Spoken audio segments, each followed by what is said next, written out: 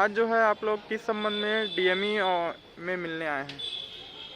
आज हम लोग डीएमई में अभी वर्तमान में नीट के माध्यम से एमबीबीएस सीट में जो सीट पर चयन की प्रक्रिया जो चल रही है उसमें काफ़ी गड़बड़ियां हैं। उस गड़बड़ी के संबंध में अवगत कराने माननीय संचालक महोदय से मुलाकात करने आए थे, जिसमें दो प्रमुख गलतियां पिछले 3 साल से चिकित्सा शिक्षा संचालक के द्वारा की जा रही है। यदि हम इस पे डिटेल में जाएं तो इसमें 2 तरीके से रूल है कि जैसे अगर हम मेडिकल कॉलेज रायपुर का उदाहरण लें तो मेडिकल कॉलेज रायपुर में 180 सीट है और इस 180 सीट में 15% all India quota, 3% central nominee quota और 10% ईडब्ल्यूएस कोटा निकाल कर जो शेष 130 सीट बची है उस 130 सीट में फिर छत्तीसगढ़ के जो आरक्षण नियम है उसके आधार पर सीट डिस्ट्रीब्यूशन किया गया है और ये पूरी तरीके से गलत है।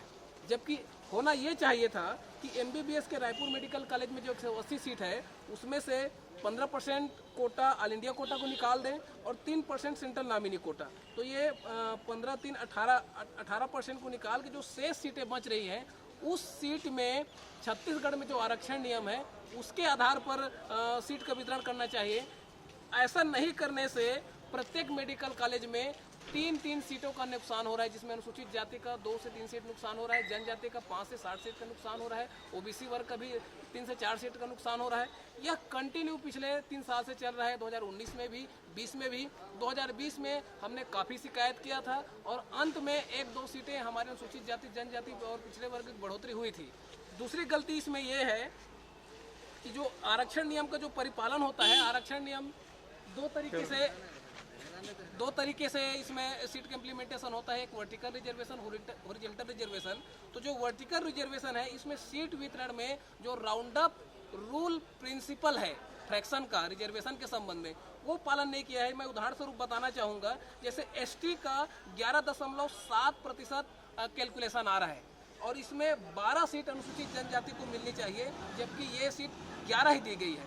ठीक उसी प्रकार ये अनुसूचित जाति का भी है, इसमें 0.75 आ रहा है, इसमें कायदे से 1% एक पूरी सीट मिलनी चाहिए जो नहीं मिला है। मतलब ये पिछले 3 साल से अनुसूचित जाति, जनजाति और पिछड़े वर्गों के लिए जो राउंड अप रूल प्रिंसिपल है फ्रैक्शन ऑफ रिजर्वेशन का, जो दशमलव संख्या होता है, तो जो दशमलव के 50% के बाद का जो अंक आता है तो उसको पूर्णांक, हायर पूर्णांक में लिया जाता है और जो 0.5 से नीचे आता है उसको न्यूनतम पूर्णांक में लिया जाता है। तो इस रूल का पालन पिछले 3 साल से एमबीबीएस के सीटों में वितरण के लिए ध्यान नहीं दिया जा रहा है।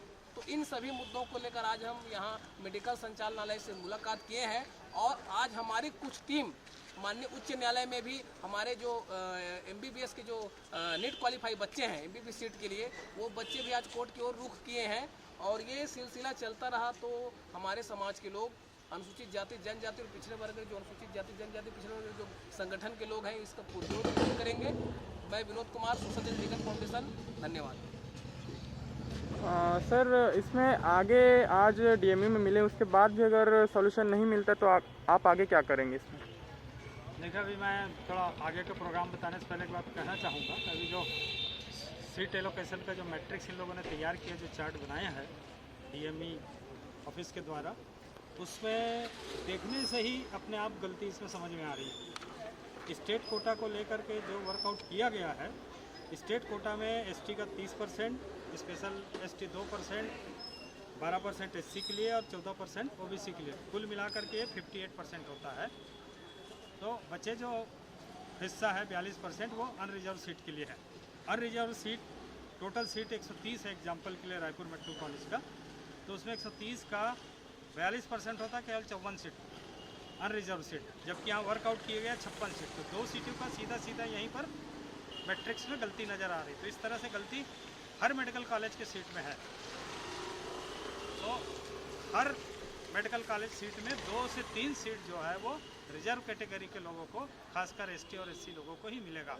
तो ये एनोमलीज बहुत बड़ी एनोमलीज है जिसको डीएमई के सामने पॉइंट आउट किया गया है और डीएमई साहब ने भी, उनको लगा कि ये कैसे हो गया, उन्होंने आश्वासन दिया कि हम अपने स्तर पर कार्रवाई करेंगे। मगर चूँकि आज काउंसलिंग स्टार्ट हो गई है और ढेरों सीट अलाटमेंट हो गया, मैं समझता हूँ कि आज एलोकेशन, सीट का एलोकेशन अलॉटमेंट समाप्त हो जाएगा।